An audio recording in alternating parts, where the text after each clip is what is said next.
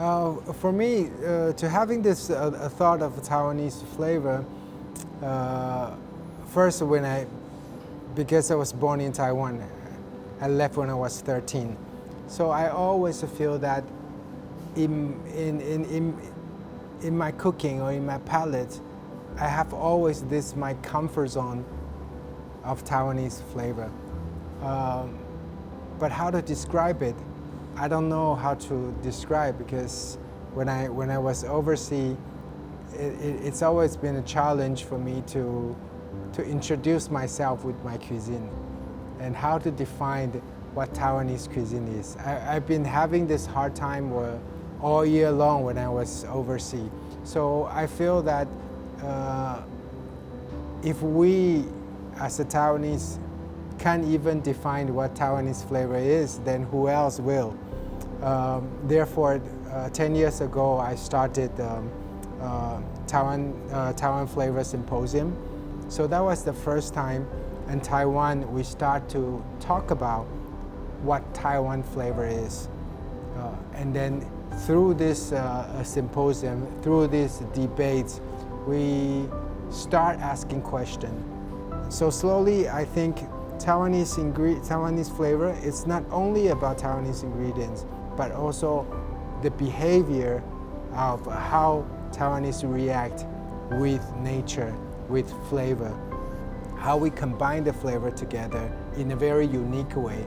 And that is our culture, that is what Taiwan flavor is.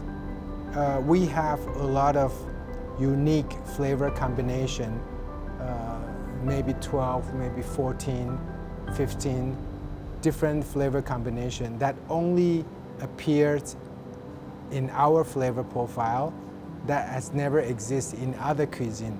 So these flavor profile need to be highlighted in order to pass on to the next generation.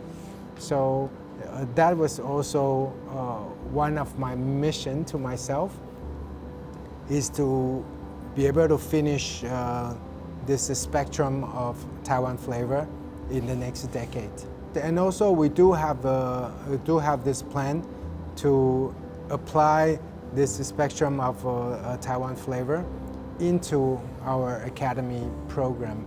Well, in the spectrum of Taiwan flavor, you actually have many unique combinations that only in our cuisine that we use. For example, we have a flavor profile called jiangma.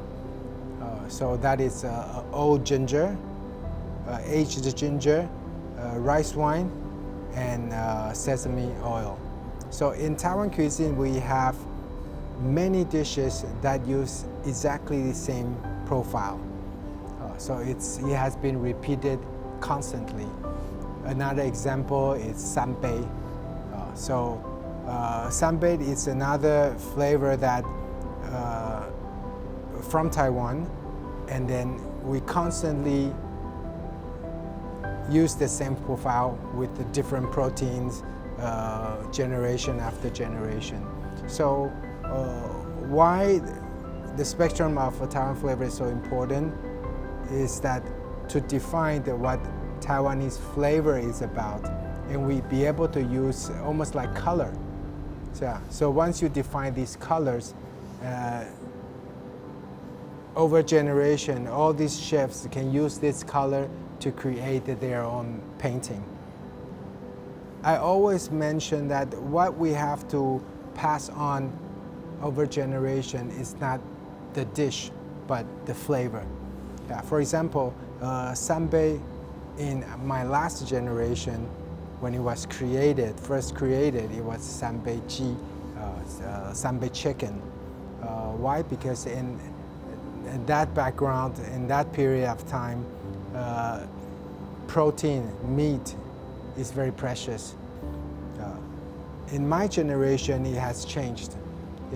People start to eat less meat and more seafood.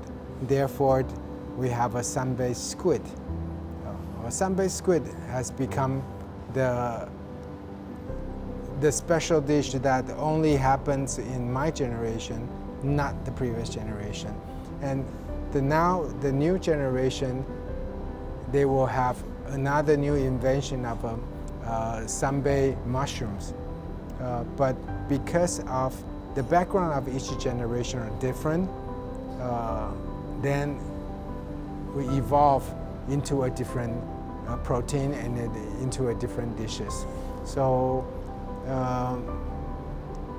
in order to have our flavor continuously passed on over generation is to define the flavor. Yeah. If we only kept the dish and we try to pass on the dish over generation,